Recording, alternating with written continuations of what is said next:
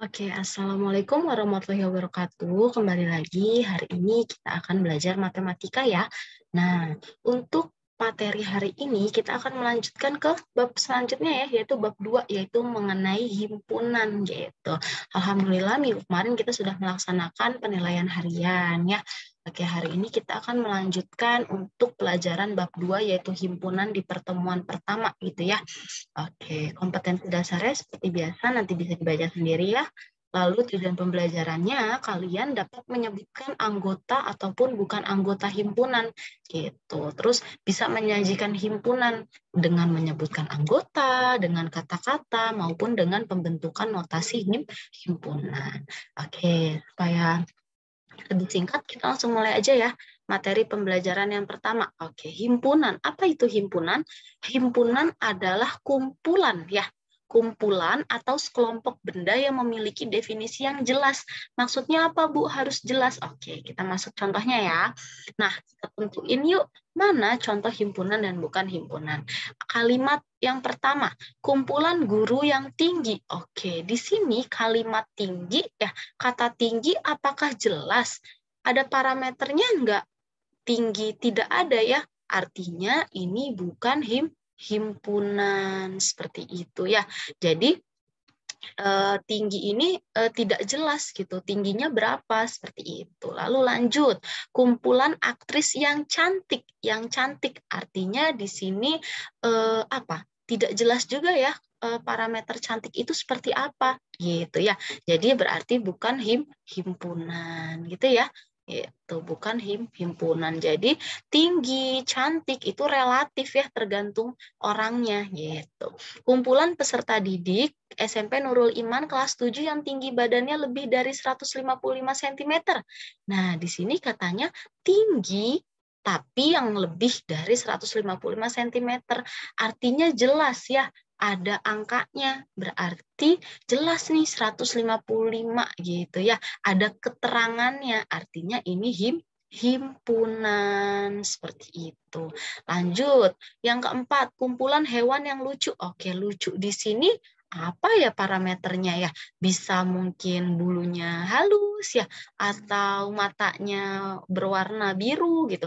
Nah, di sini himpunan hewan lucu itu beda-beda ya gitu. Jadi di sini apa namanya relatif gitu ya, terhadap orang satu terhadap orang lain mengartikan hewan lucu itu berbeda-beda ya gitu. Lanjut, kumpulan warna lampu lalu lintas. Lampu lalu lintas itu ada warna apa?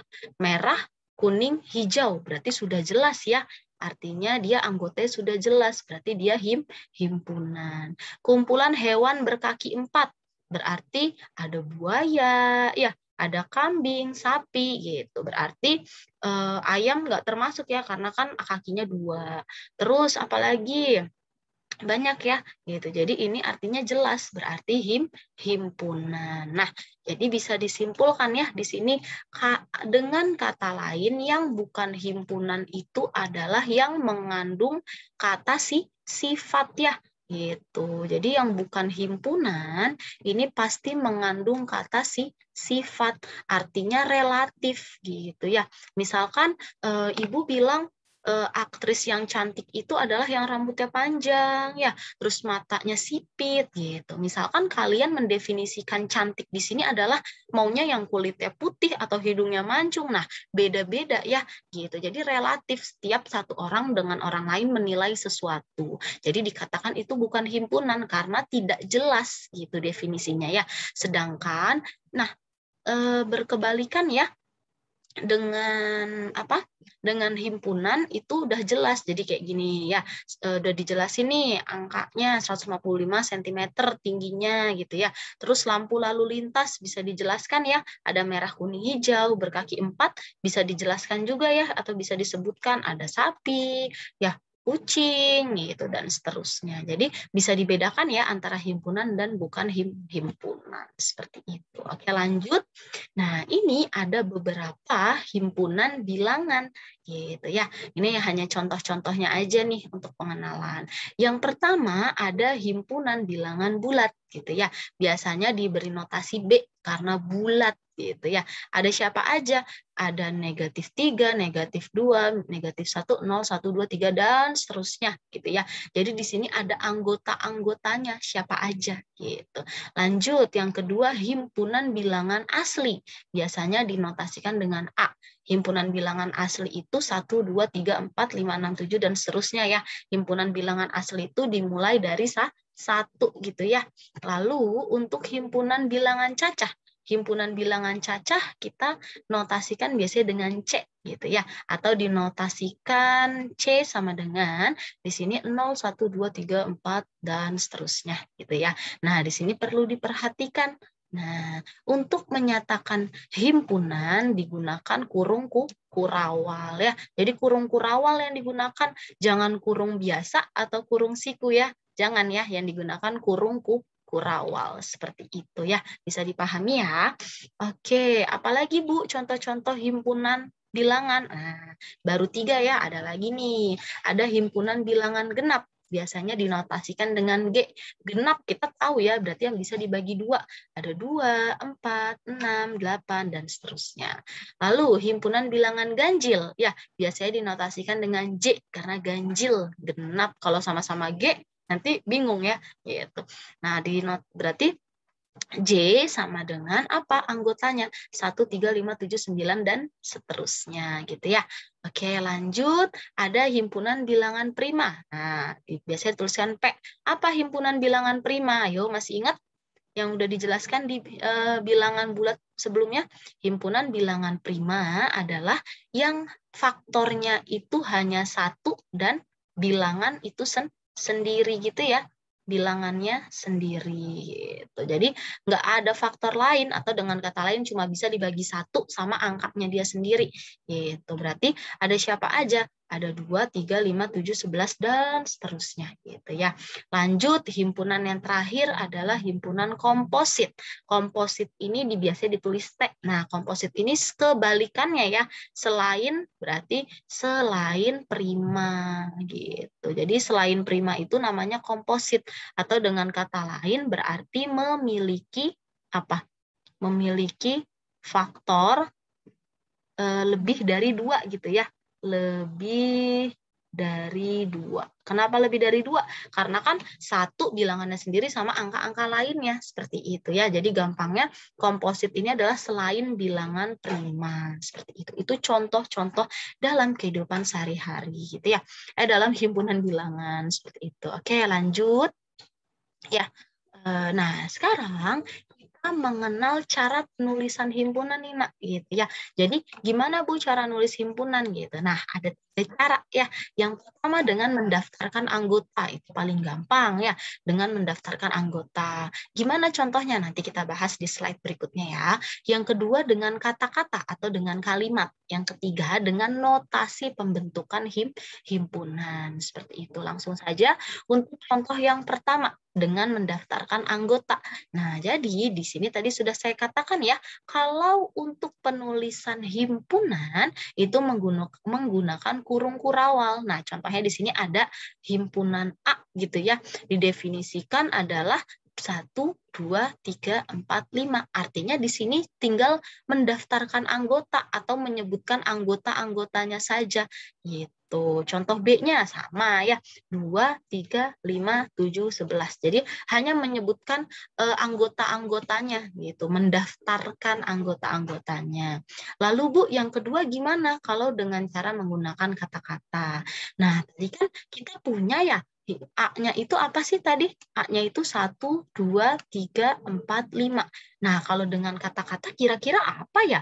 Nah, ternyata ini adalah 5 bilangan asli pertama. Seperti itu ya. 1, 2, 3, 4, 5. Gitu. Jadi menggunakan kata-kata atau kalimat. Jadi A adalah anggota 5 bilangan asli pertama. Jadi A ini himpunan 5 bilangan asli pertama. Lalu yang kedua, tadi contohnya apa B-nya? B-nya 2, 3, 5, 7, 11 ya. Nah, kita tahu ini adalah himpunan bilangan prima ya. Jadi B dengan kalimat nih. Yang kedua, 5 bilangan prima pertama. Seperti itu ya. Bisa dipahami ya kalau menggunakan kata-kata. Gitu. Lanjut kalau yang ketiga gimana dengan notasi, Bu? Oke, notasi ini agak ini ya sedikit butuh pemahaman gitu ya. Jadi kalau untuk notasi kita perhatikan tadi untuk A adalah 1, 2, 3, 4, 5 gitu ya. Berarti 1 sampai 5. Nah, ini apa? Tadi katanya bilangan asli gitu ya. Jadi tulisannya seperti ini.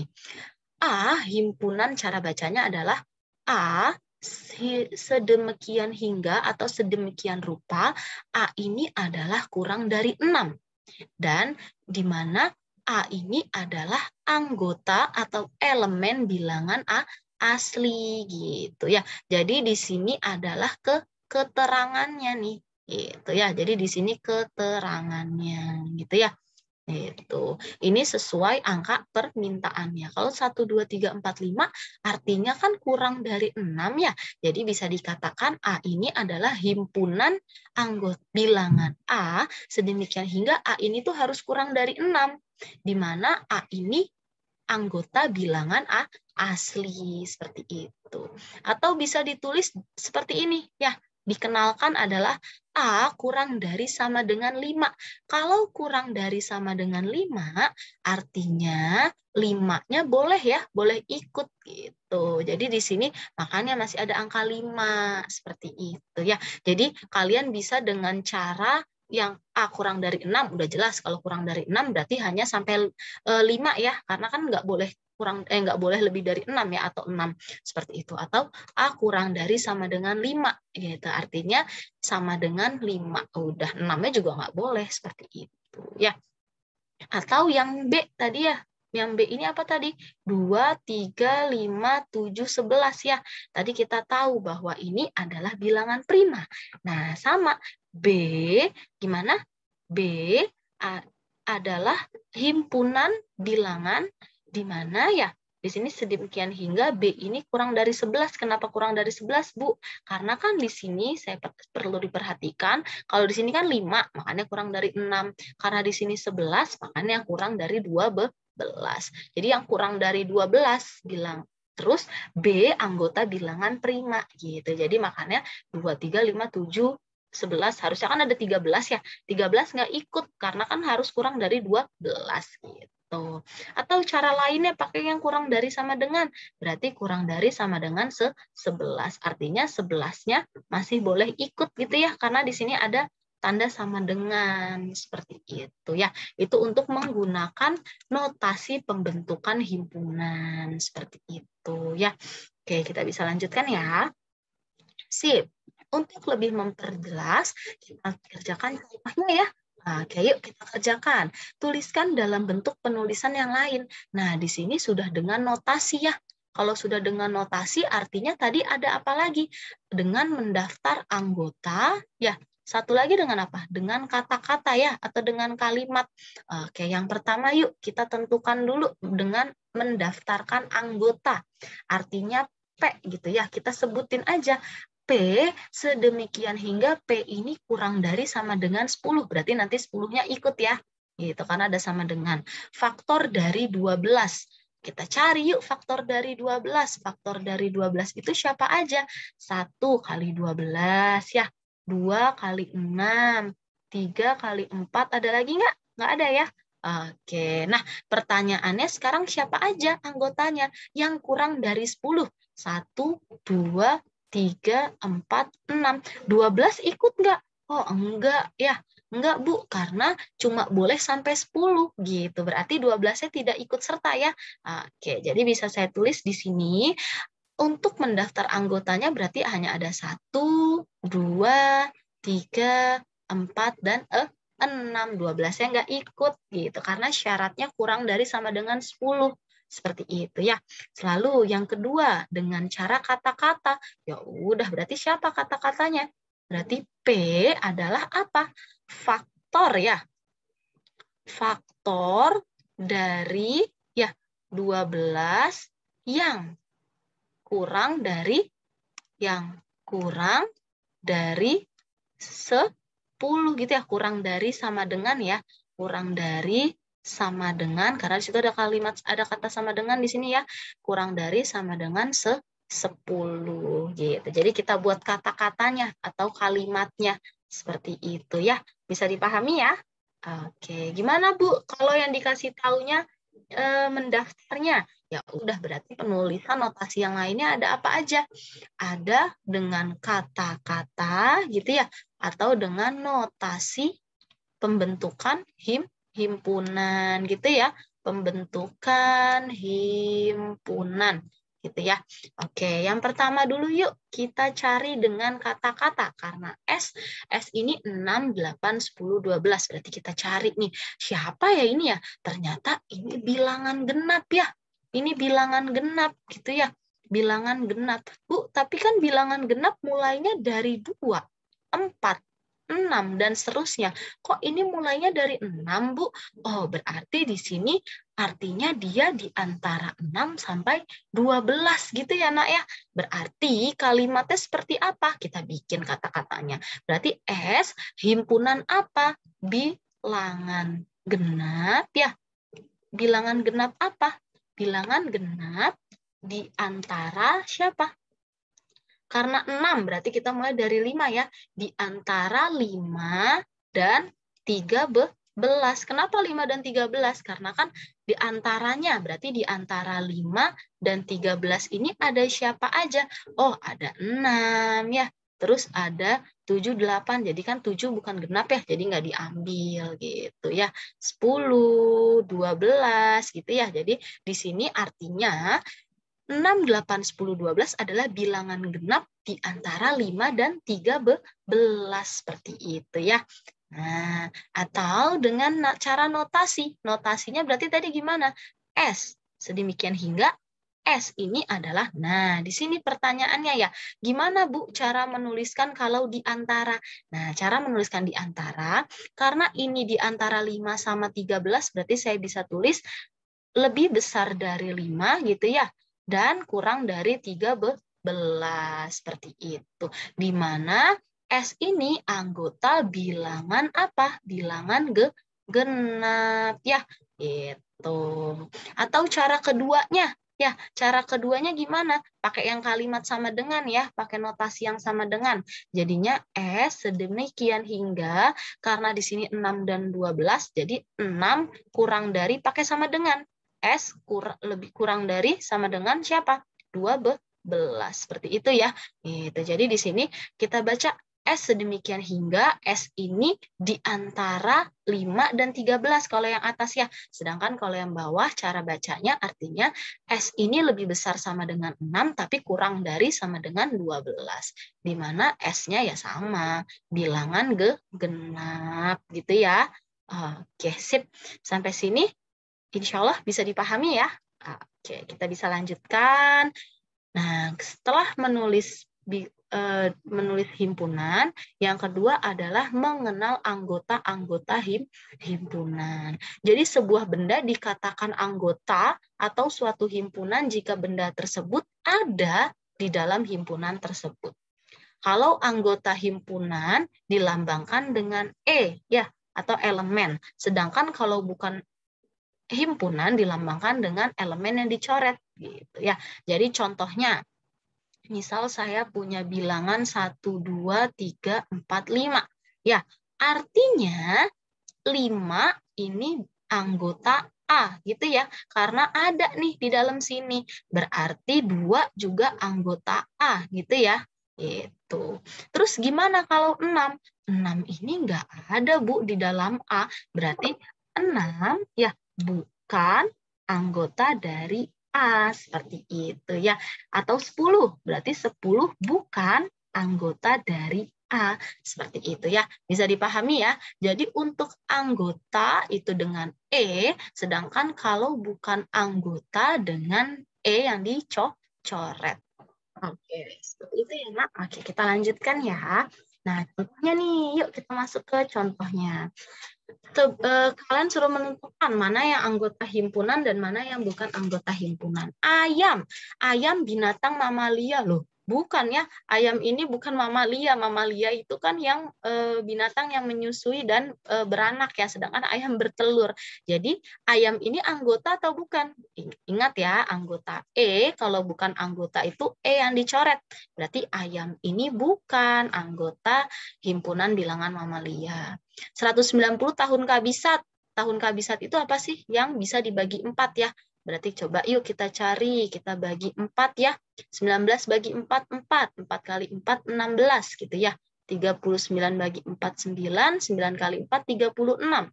Berarti 30. 30 nggak bisa ya dibagi 4. Artinya tidak habis dibagi 4. Artinya ya 190 bukan tahun kabisat. K adalah huruf konsonan. Konsonan itu apa sih selain huruf vokal ya, selain A, B, C, selain A, I, U, E, O. Berarti K ini anggota huruf konsonan. 12 adalah bilangan komposit. Komposit ini tadi selain prima ya. Artinya selain 2, 3, 5, 7, 11, 13. Nah, berarti 12 ini betul ya anggota komposit. Atau bisa kita cek ya, 12 ini punya faktor lain nggak selain 1 dan 12? Punya ya, ada 2 sama 6, ada 3 sama 4. Seperti itu. Lanjut, yang terakhir 101 adalah bilangan genap.